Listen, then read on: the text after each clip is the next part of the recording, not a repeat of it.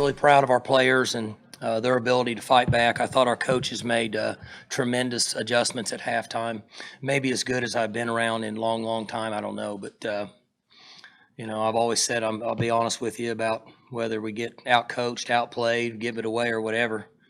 But our coaches made tremendous adjustments at halftime, gave our players a chance. They bought in. Guys made plays early in the game. Tony did a good job of mixing up coverages, did some things, couple of things we hadn't seen, fired a corner from two receiver sides, and got Corn off track a little bit. Who had a couple of ill-advised throws. But then he rallied back, and we kind of settled in with what we needed to do, and he was on track pretty good, and couldn't be any more proud of him and his ability to throw the ball and run it.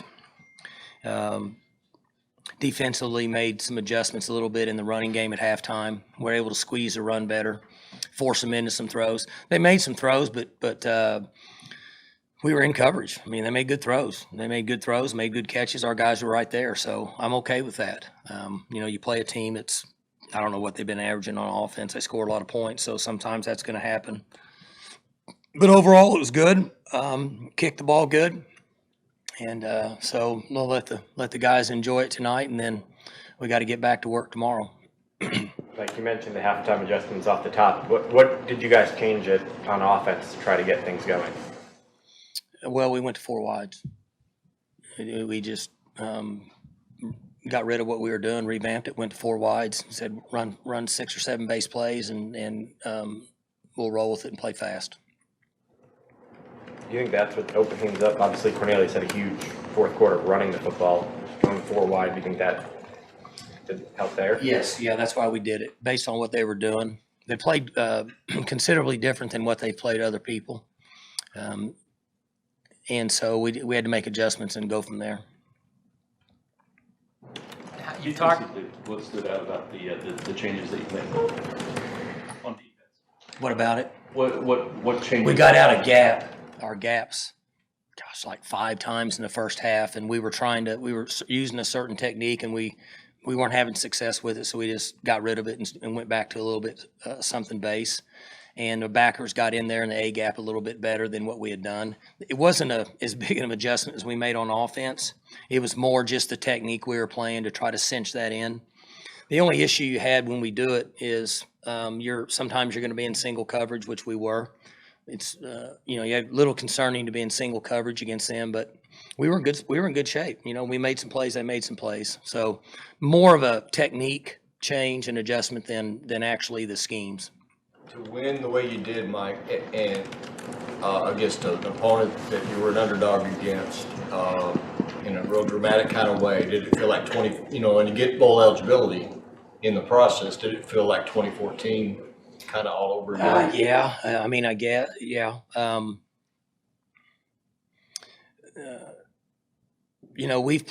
We've beat 2 top 10 teams and 3 yards away from beating 3 last week. So I'd say the guys are doing pretty good and they're playing hard and proud of them. And, we're doing it with some new guys. We played a center that's never played today. Never played. Didn't have Justice. Didn't have King. So I'm just proud of them for their effort and what they give to the program. And, the character and culture of them means a lot. And I don't think you can cite how much credit they deserve for that. Around on the field for a while and let kids take pictures with you, and you were just goofing off with them for a while. You typically won't do that? I don't know if I've ever seen you do that. Did you do it just because it's been a tough season? Often, if I had to get in with the team and all that, and I don't mind doing that with the fans. Obviously I'm an Oklahoma State guy, and this is a big game for them, and so I don't mind doing that. Eventually, the hardest thing for me is to tell some of them no once I start. It's kind of embarrassing, but they're excited, and, part of my job is to be there for the fans and the public, and so I feel a little bit obligated to do some of that. The O-line, how'd you feel they played with all the changes you had to make? In the second half, they played really good. The center was awesome, but he struggled in the first part of the game. I mean, he's never played before, and so the speed of the game and number 40 for them, he's a good player, and he was pressing him and caused us some problems. Then once he settled down, he was doing pretty good. So I'm going to say in the first half they were probably a C to C minus. I mean, I'm just throwing that out. In the second half, they were at least an A. When this week did you know you wouldn't have Johnny, and how much time could you get Rise some reps? I mean, he worked all week. I mean, we thought maybe we could get Johnny out there on Wednesday or so, but, he didn't get there. But, I mean, Mark, it's 2 days, so. You talked all year about how even keeled Taylor is. How valuable is that when you're down like you guys were at halftime? That's the advantage with him is, he made a couple throws. He got confused. Made a couple throws in the first half. Things don't bother him. That's the position. It has to be that way, but most young people aren't that way. And I say young, he's 24, and it makes a difference. But he stays even keel. We made essentially drastic changes at halftime. He was good with it. He understood it. And we cut it loose and let it go. After last week, how big was it for him to have this type of moment game? He you could never see it, but you would think that inside it just tore him to pieces. And for him to be able to finish this way is a big deal to me personally, just from playing the position, the pressure. He's just such a good, he's not a kid, he's a young man, but he just does everything you ask him all the time, never says a word. I tell him right now to go run through that wall, he would till he gets through there. That's just the type of young man he is. And so I'm happy for him that he could finish that drive. Like these changes you guys made at halftime on offense, how hard is it to make drastic adjustments in the middle of the game? We went back to the changes, Mark, were I don't know if we ever ran 4 wides 2x2 in the first half. Well, we didn't have it in the game plan, so I don't think we did. But what we went to were base plays. So it's almost like riding a bike. What they schemed us in the first half now. Tony got us. Yurcich may not admit that, but I must tell you, he got us. And so we changed it up and gave us a chance to have some success. That's the chess game. And when you've been in this league as long as we have, and as well as they know us and as well as we know them, there's some of that's going on. So fortunately for us in this game, we made the last play. You feel like that's as good as you've executed hurry-up offense in a long time? We were good at it last week. We were rolling in hurry-up offense. You know what I'm saying? So luckily with what we do, Bill, that gives us a chance in those situations because we can run our base offense in a hurry situation. We can run every play we have. So that's an advantage of what we do. The disadvantage is trying to get 1 yard a lot of times. But we've executed it pretty well. But I will say this.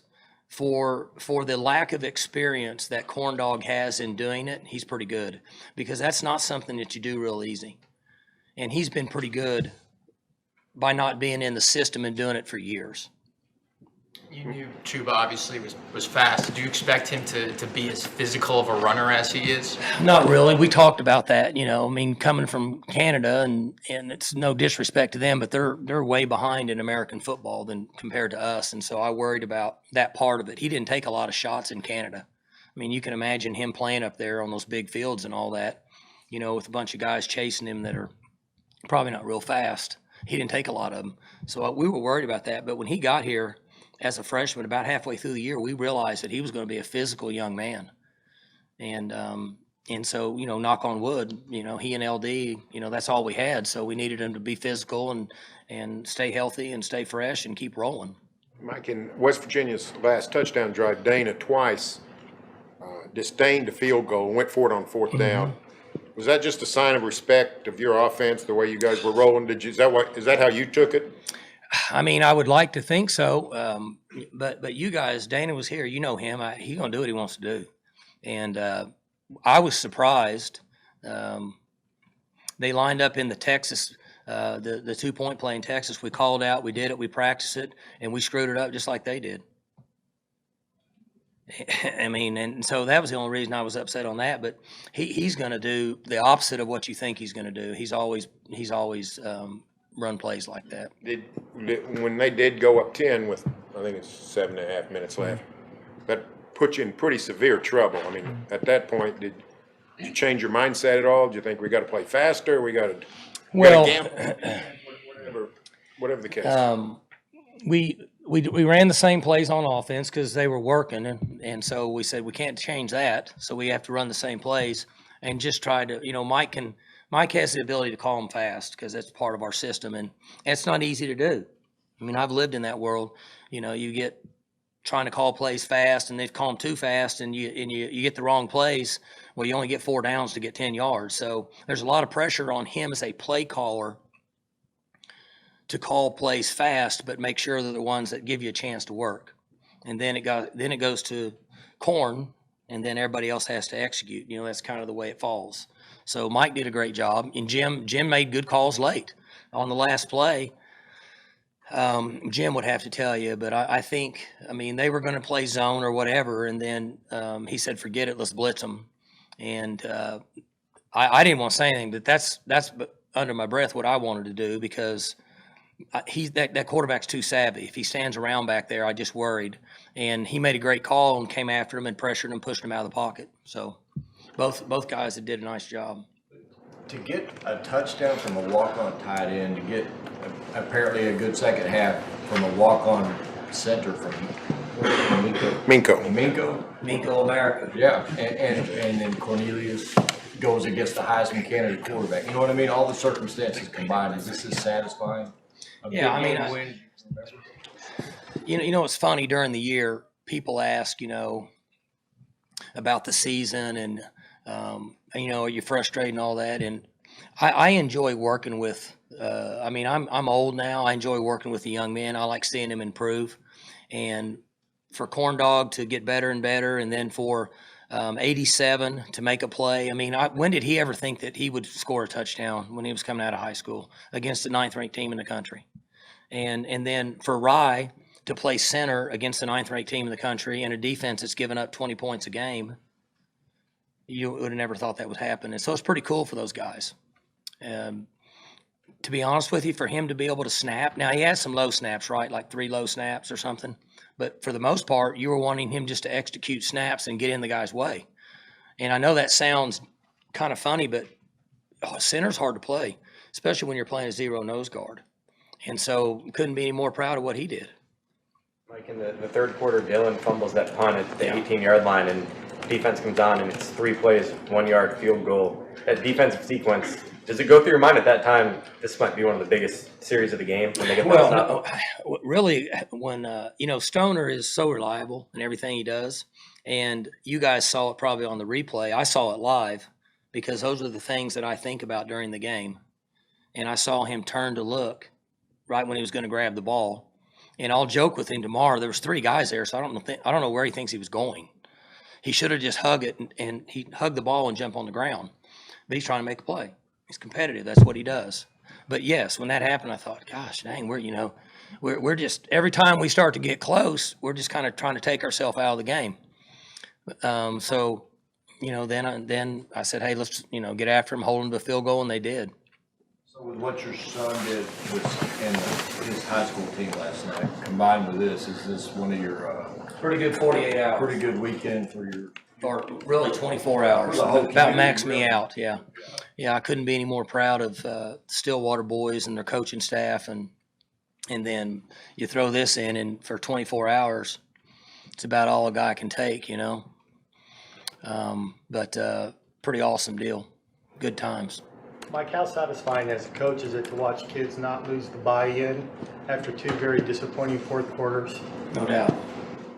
It's in my position, that's the thing that you worry about, is to keep energy in the organization. And we talk a lot about our culture, and I'm a firm believer that has kept us at playing at a high level.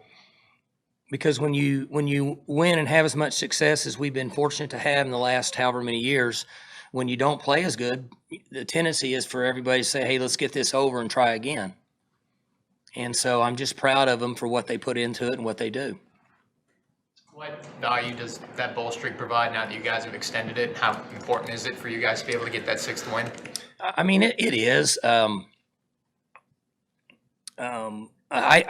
The bowl game's important because I want the young men in the organization to have a reward to be together for another week, be in a nice place, play another game.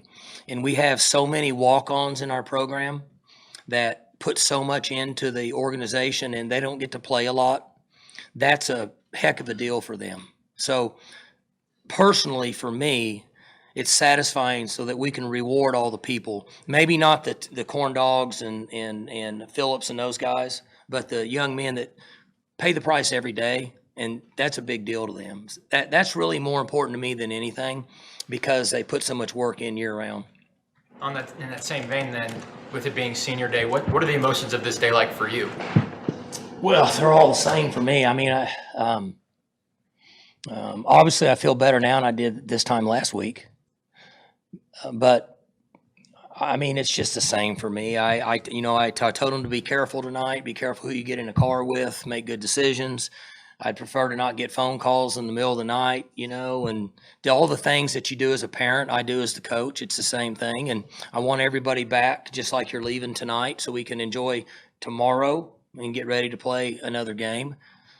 So I try to keep my message pretty consistent just based on it does this in college football.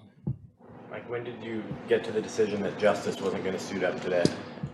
He was sore Wednesday. And maybe you put him out there in a flap jacket and then he gets hit and he's out again. Or you just say, we've got a couple backs that can roll. We go with them and the middle of next week, you'd like to see him out there practicing. Last question for Coach. Do you, since 7 looks a lot better than 6, do you really coach your guts out in the next few days to make sure you finish it up well, next week at Fort Worth? We're going to coach the same way. I mean, I wish I could tell you that we could do one any harder than the other, but myself, I'm going to be on top of the overall organization, and each one of our assistant coaches need to be working their butt off, and our coordinators need to be organizing it, and the strength conditioning. I mean, it's just the big picture. There's not any more, not any less. We got to come back tomorrow and go to work. I mean, it's the only way we know how to do it. Just like I said, it wasn't as fun at this time last week, but they had to come back and get ready to go to work, and I think they did.